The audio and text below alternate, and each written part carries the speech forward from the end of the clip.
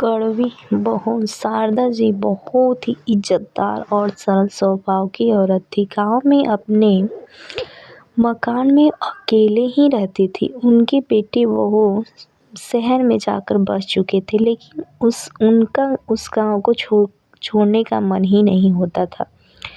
इसीलिए वह वहां अकेली रहती थी। पति की मृत्यु के बाद सबने उन्हें बहुत समझाया कि वह बेटे बहू के साथ शहर चलकर रहें, लेकिन उन्होंने किसी की एक न मानी। गांव में इतने साल रहने के बाद एक अजीब सा रिश्ता जो बन गया था उस गांव से। वह रोज मंदिर जाती थी, रोजाना की तरह।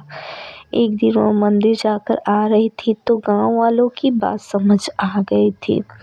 उन्होंने परिस्थिति को स्वीकारते हुए यह फैसला लिया कि वह शहर चली जाएगी और अपने बेटे बहू के साथ रहेगी। उन्होंने बच्चों को फोन करने का मन बना ही लिया। शारदा जी की बड़ी बहू बहुत आज्ञाकारी थी, मझली बहू मस्त मौला और तीसरी बहू स्वभाव से बहुत कड़वी थी। शारदा जी धार्मिक प्रवृत्ति की थी और कभी भी कोई तीज त्योहार आता तो पहले से ही तीनों बहुओं को बता देती थी। बड़ी बहू और मझली बहू तो बहुत खुशी खुशी व्रत करती थी, लेकिन छोटी बहू कभी भी उनकी बात नहीं मानती थी और कहती कि आप मुझे जोर करके व्रत रखवाकर सारे त्योहार का मजा किरकिरा कर देती हो। शारदा जी को वह एक आंख नहीं भाती थी और वह उसे हमेशा व्रत जप करने के लिए कहती रहती थी।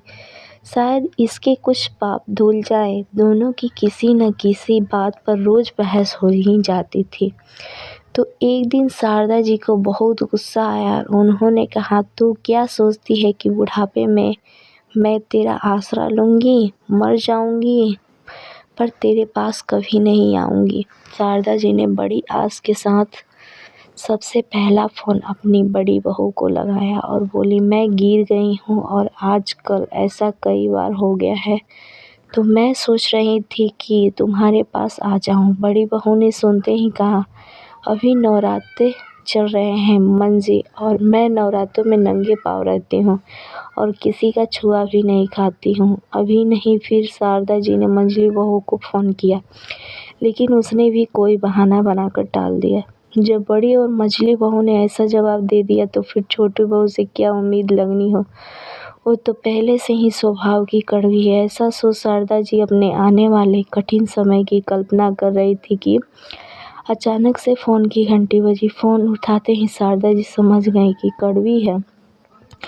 कड़वी ने फ़ोन उठाते ही बोलना शुरू कर दिया, गिर गए ना? आपने तो बताया नहीं, लेकिन मैंने भी जासूस छोड़ रखे हैं। आज आपके पोते को भेज रही हूँ लेने के लिए, आ जाना। ज़्यादा नखरे मत दिखाना। शारदा जी कड़वी की बातें सुनकर हैरान थी और बोली, क्या तुझे मेरी कहीं बातें याद नहीं है?